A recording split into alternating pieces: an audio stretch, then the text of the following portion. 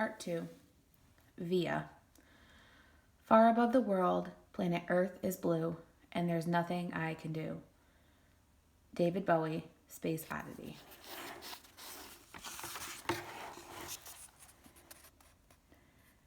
A tour of the galaxy. August is the sun. Me and Mom and Dad are planets orbiting the sun.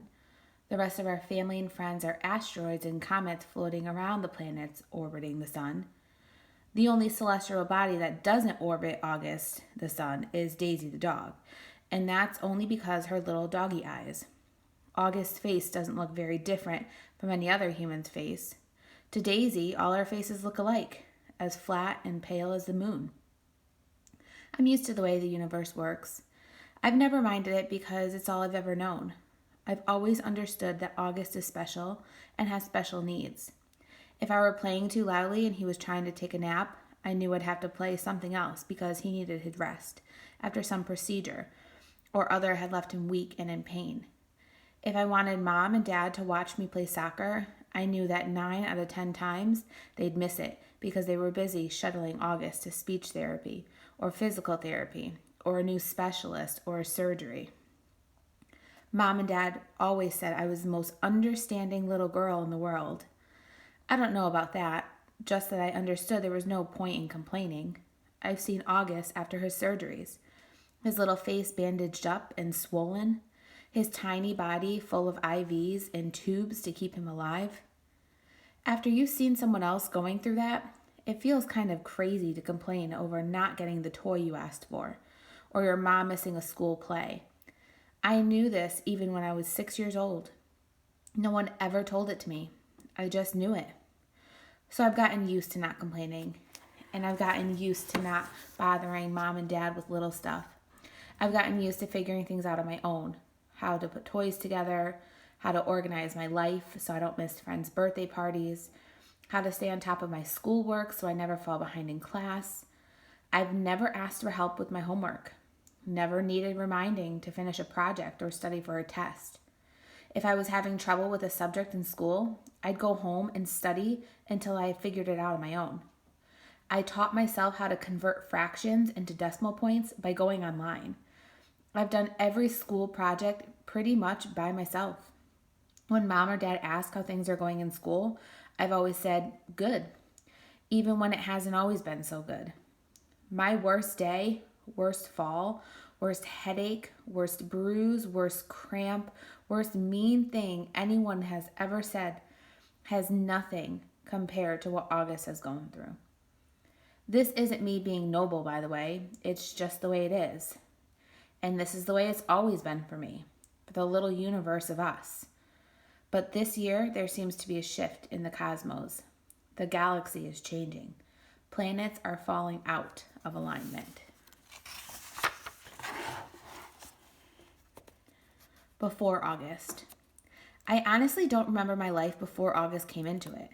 I look at pictures of me as a baby and I see Mom and Dad smiling, so happily holding me. I can't believe how much younger than I looked back then. Dad was this hipster dude and Mom was this cute Brazilian fashionista. There's one shot of me at my 3rd birthday. Dad's right behind me while Mom's holding the cake with the lit candles, and in back of us are Tata and Papa, Grands, Uncle Ben, Aunt Kate, and Uncle Poe. Everyone's looking at me and I'm looking at the cake. You can see in that picture how I really was the first child, first grandchild, first niece. I don't remember what it felt like, of course, but I can see it plain as can be in the pictures. I don't remember the day they brought August home from the hospital. I don't remember what I said or did or felt when I saw him for the first time. Though everyone has a story about it. Apparently, I just looked down at him for a long time without saying anything at all. And then finally I said, "It doesn't look like anything at all." Oh, it doesn't look like Lily. That was the name of the doll Grants had given me when Mom was pregnant, so I could practice being a big sister. It was one of those dolls that are incredibly lifelike, and I had to carry everywhere for months, changing its diaper, feeding it. I'm told I even made a baby sling for it. The story goes that after my initial reaction to August, it only took a few minutes, according to Grands, or a few days, according to Mom, before I was all over him. kissing him, cuddling him, baby talking to him. After that, I never so much as touched or mentioned Lily ever again. Seeing August. I never used to see August the way other people saw him. I knew he didn't look exactly normal, but I really didn't understand why strangers seemed so shocked when they saw him. Horrified. Sickened. Scared. There are so many words I can use to describe the looks on people's faces. And for a long time, I didn't get it. I just get mad. Mad they stared. Mad when they looked away. What the heck are you looking at? I said to people, even grown-ups. Then, when I was about 11, I went to stay with Grands in Montauk for 4 weeks while August was having his big jaw surgery. This was the longest I'd ever been away from home, and I have to say it was so amazing to suddenly be free of all the stuff that made me so mad. No one stared at Grands and me when we went to town to buy groceries. No one pointed at us. No one even noticed us. Grands was one of those grandmothers who did everything with their grandkids. She'd run into the ocean if I asked her to, even if she had nice clothes on.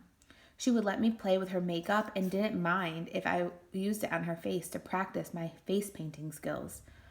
She'd take me for ice cream, even if we hadn't eaten dinner yet. She'd draw chalk horses on the sidewalk in front of her house. One night, while we were walking back from town, I told her that I wished I could live with her forever. I was so happy there.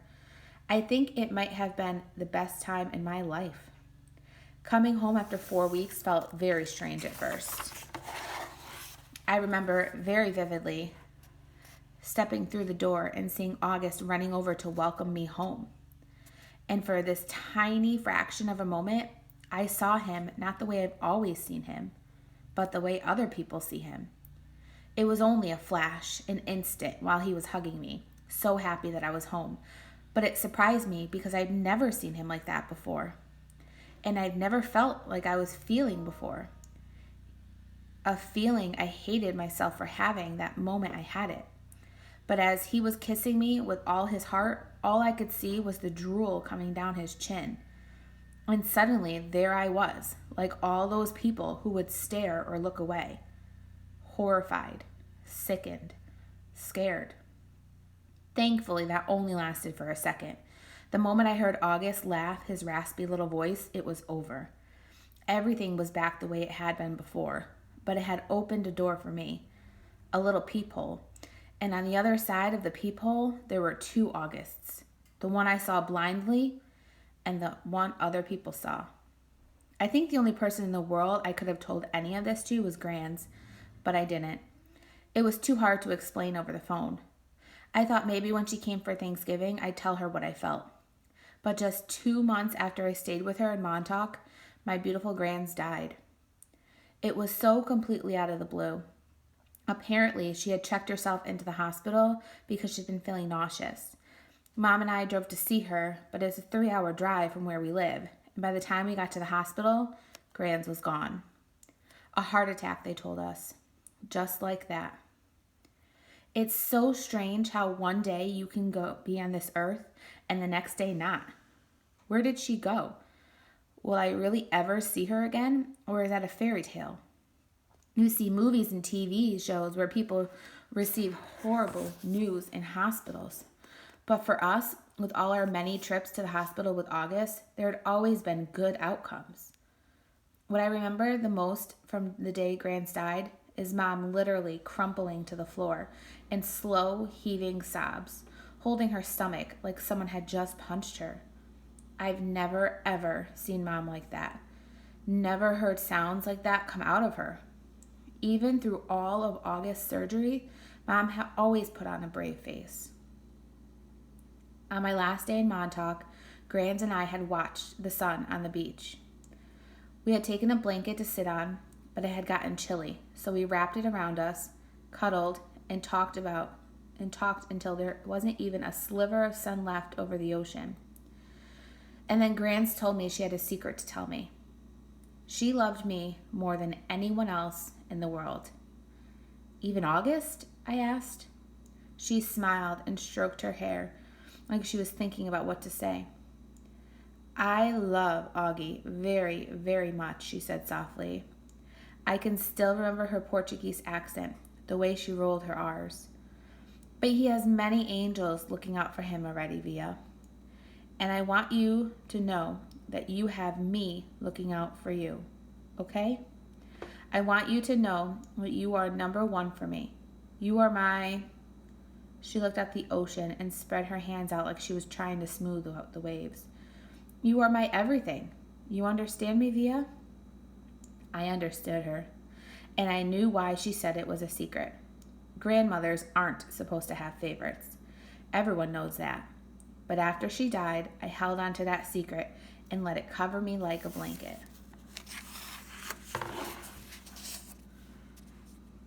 August through the peephole. His eyes are about an inch below where they should be on his face, almost to halfway down his cheeks. They slant downward to an extreme angle, almost like diagonal slits that someone cut into his face. The left one is noticeably lower than the right one. They bulge outward because his eye cavities are too shallow to accommodate them. The top eyelids are always halfway closed, like he's on the verge of sleeping. The lower eyelids sag so much that they almost look like a piece of invisible string is pulling them downward. You can see the red part of the insides, like they're almost inside out. He doesn't have eyebrows or eyelashes. His nose is disproportionately big for his face and kind of fleshy. His head is pinched in on the sides where his ears should be, like someone used giant pliers and crushed the middle part of his face. He doesn't have cheekbones. There are deep creases running down both sides of his nose to his mouth, which gives him a weary appearance. Sometimes people assume he's been burned in a fire. His features look like they've been melted, like the drippings of a side of a candle. Several surgeries to correct his lip have left a few scars around his mouth, the most noticeable one being a jagged gash running from the middle of his upper lip to his nose. His upper teeth are small and splay out. He had a severe overbite and an extremely undersized jawbone. He has a very small chin. When he was very little, before a piece of his hip bone was surgically implanted into his lower jaw, he really had no chin at all. His tongue would just hang out of his mouth with nothing underneath to block it. Thankfully, it's better now. He can eat, at least. When he was younger, he had a feeding tube. And he can talk, and he's learned to keep his tongue inside his mouth, though that took him several years to master. He's also learned to control the drool that ran down his neck. These are considered miracles. When he was a baby, the doctors didn't think he'd live. He can hear too. Most kids born with these types of birth defects have problems with their middle ears that prevent them from hearing, but so far August can hear well enough through his tiny cauliflower-shaped ears. The doctors think that eventually he'll need to wear hearing aids though. August hates the thought of this. He thinks the hearing aids will get noticed too much. I don't tell him that the hearing aids would be the least of his problems, of course, because I'm sure he knows this. Then again, I'm not really sure what August knows or doesn't know, what he understands and doesn't understand. Does August see how other people see him, or has he gotten so good at pretending not to see that it doesn't bother him? Or does it bother him? When he looks in the mirror, does he see Augie Mom and Dad see? Or does he see the Augie everyone else sees? Or is there another August he sees, someone in his dreams behind the misshapen head and face? Sometimes when I looked at Grands, I could see the pretty girl she used to be underneath the wrinkles. I could see the girl from Ipanema inside the old lady walk. Does August see himself as he might have looked without that single gene that caused the catastrophe of his face? I wish I can ask him this stuff. I wish he would tell me how he feels. He used to be easier to read before the surgeries. You knew when his eyes squinted, he was happy. When his mouth was straight, he was being mischievous. When his cheeks trembled, he was about to cry. He looks better now, no doubt about that, but the signs we used to gauge his moods are all gone. There are new ones, of course. Mom and Dad can read every single one, but I'm having trouble keeping up, and there's a part of me that doesn't want to keep trying. Why can't he just say what he's feeling like everyone else? He doesn't have a trach tube in his mouth anymore that keeps him from talking. His jaw's not wired shut. He's 10 years old. He can use his words. But we circle around him like he's still the baby he used to be. We change plans, go to plan B, interrupt conversations, go back on promises depending on his moods, his whims, his needs. That was fine when he was little, but he needs to grow up now. We need to let him, help him, make him grow up.